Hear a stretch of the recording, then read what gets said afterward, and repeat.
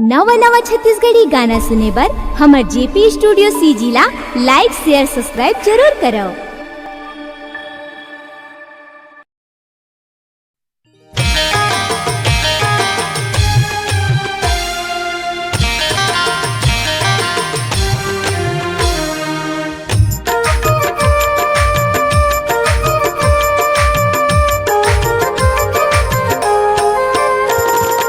आगे सामन फूल गे रे बगिया फूल, आगे सामन फूल गे रे बगिया फूल। आत जो ही झुलबो रे झुलना के झूल, आत जो ही झुलबो रे झुलना के झूल। आगे सावन फूल गे रे बगिया फूल, आगे सावन फूल गे रे बगिया फूल। आत जो ही झुलबो रे झुलना के झूल, आत जो ही झुलबो रे झुलना के झूल।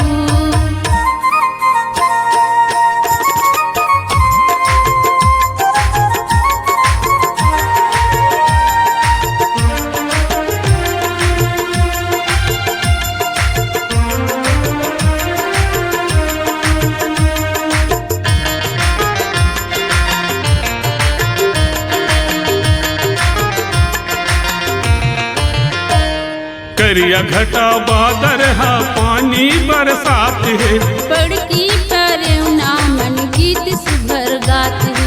तारा पान रुकवा मन कैसे मुस्कात है। सावन के पुरवैया माया बढ़ात है, कुहकत है कोयली मरे जीवरा माहू। आत जो ही झुलबो रे झुलना के झूल, आत जो ही झुलबो रे झुलना के झूल। आत जो ही झुलबो रे झुलना के झूल, आत जो ही झुलबो रे झुलना के झूल।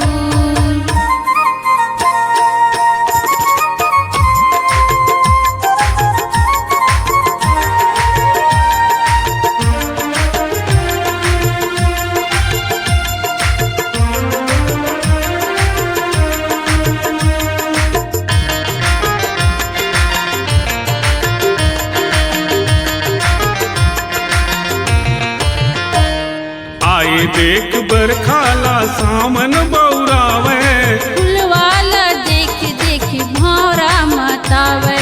घूम घूम के बैरी अपन माया ला बाटे।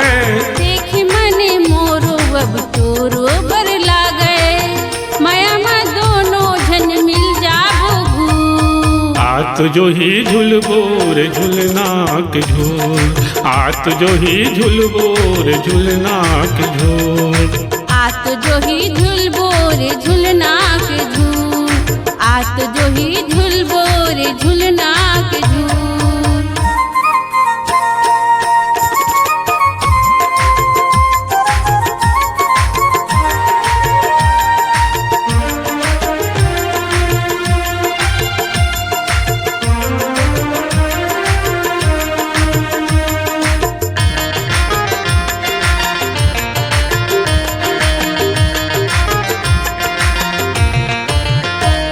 मगन हो के नाचत है मन के मयूर, झन दे बे धोखा बुलाया बे जरूर। आहू जो ही करके मैं सोला सिंगार, सजन कहूँ कर बे मोला माया दूला।